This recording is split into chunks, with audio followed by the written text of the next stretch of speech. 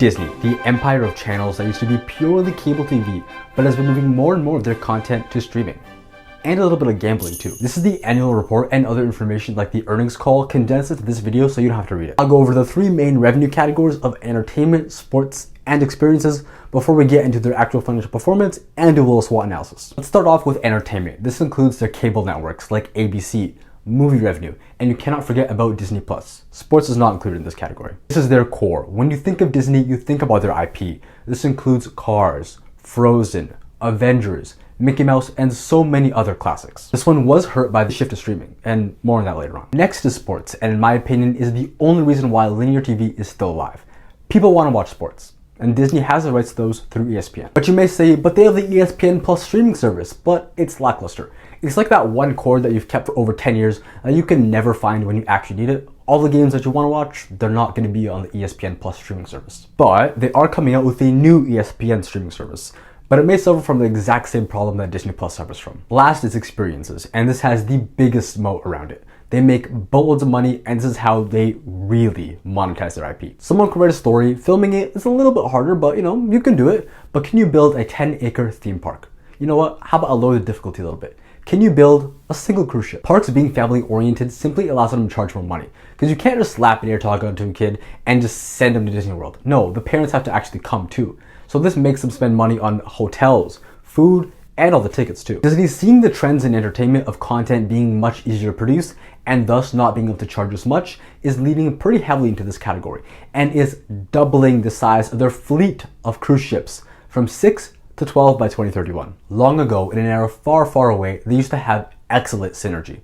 Now, it is slightly worse. They used to make IP or buy it, they do have a long history of doing that, and then make the money off of that IP first. Then they can monetize that IP even more by making a literal new world filled with all of those characters and make another chunky wad of cash. In 2019 though, due to linear sub rates dropping, they decided to switch to streaming, and that did eat away at their profits. Initially, Disney Plus started out losing money, and while that wasn't unexpected, you can't just keep losing money forever. Luckily though, in 2024, Disney Plus made its first profit. Yippee! Yippee! Yippee! Woo! Let's go! From the operating income from the entertainment segment this year, how much do you think DDC made? Full disclosure, this also does include Hulu and a couple of others, but overall they made $143 million. Linear networks made $3,452 million.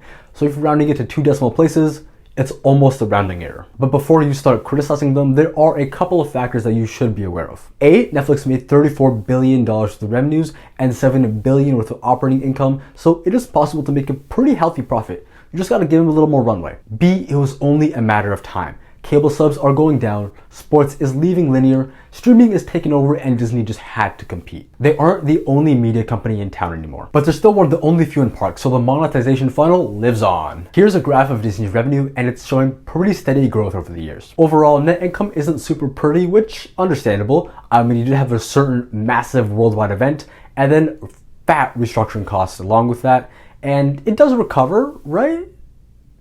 No, it does not. Shoot, I forgot how just cash hungry Disney Plus was.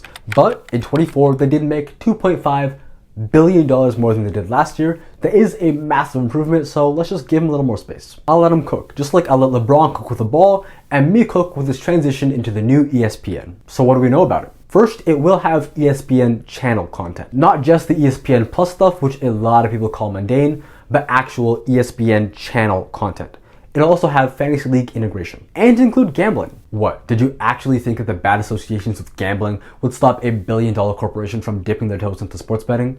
Come on, how naive. This new service is set to release in the fall of 2025. We don't know the pricing or any other features that it may have, and all of this is subject to change. This could start the doom spiral for Disney's linear networks, which Disney still has a pretty big stake in, but well, we'll see if it can replace the profits. But again, no matter how good or bad it does now or in a few years, remember, it was only a matter of time before they had to switch to a streaming service. There was a proposed joint venture between Disney, Fox, and Warner, which would have combined all their sports into one channel, but unfortunately that was sued by Fubo TV and an injunction was granted, blocking it from coming out. But Disney recently merged with Fubo TV, and as part of the deal, they're gonna settle the lawsuit. So Venue Sports is gonna come out.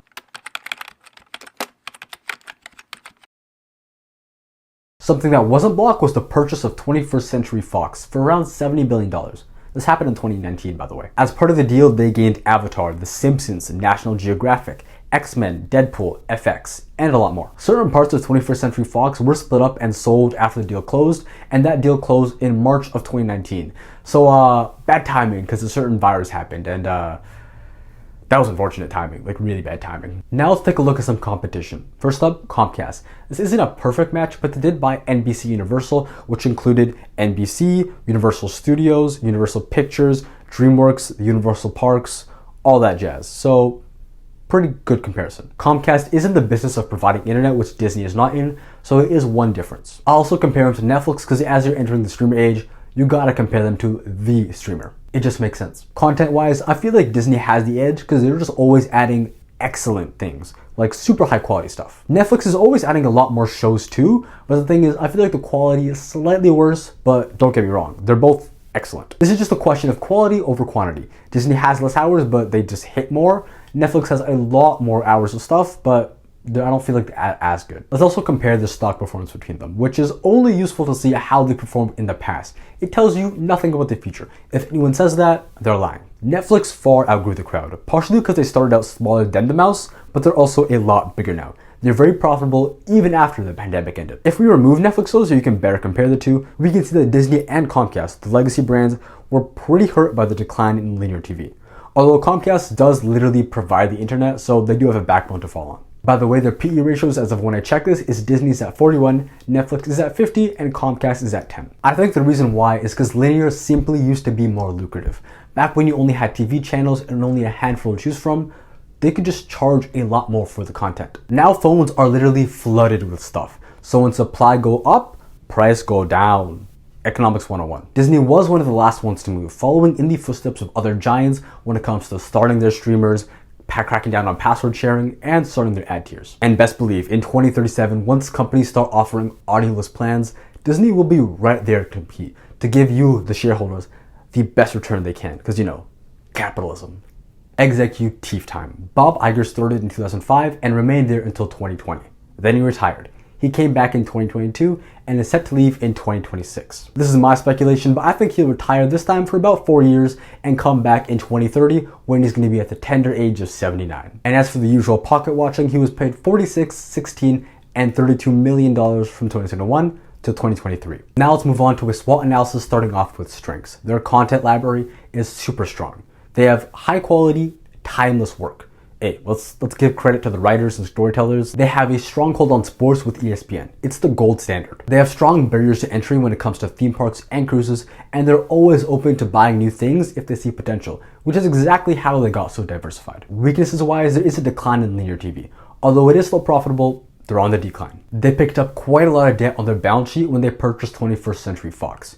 Right now, they're at $39 billion of the debt, which is down from their peak at $53 billion 4 years ago. After Endgame, Marvel started their decline. Now they're just pumping out content, and the thing is, none of their other major series are at their peak anymore. They're all slowly going down. But also at the same time, the story was kind of finished, so it doesn't make sense for this to happen. It's also no secret that Disney Park employees aren't really getting paid a lot, and the damage to their reputation, just pay them more. Like, come on, what are you doing?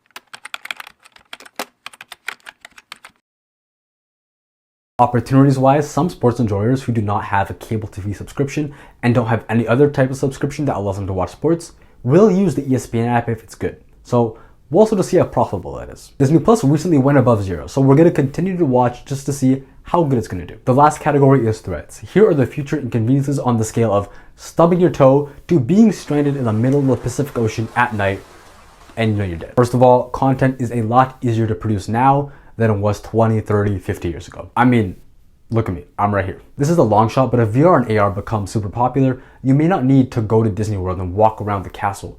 You can just put on a headset and just explore Elsa's home. That's it. Although that is a lot of speculation, so take it with a big grain of salt. People can also always just pirate content.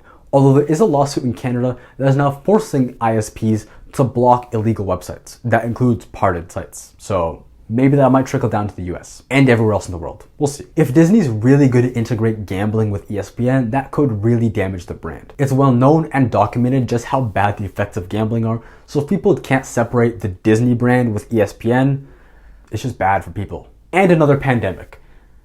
Please no. Well, that's Disney Entertainment, the company that witnessed the Big Bang and have moved most of their chips to streaming. And best believe, if they don't start making money from it soon, they will invent some new, innovative customer retention strategies. Like every time you pause a movie, they're gonna charge you $1.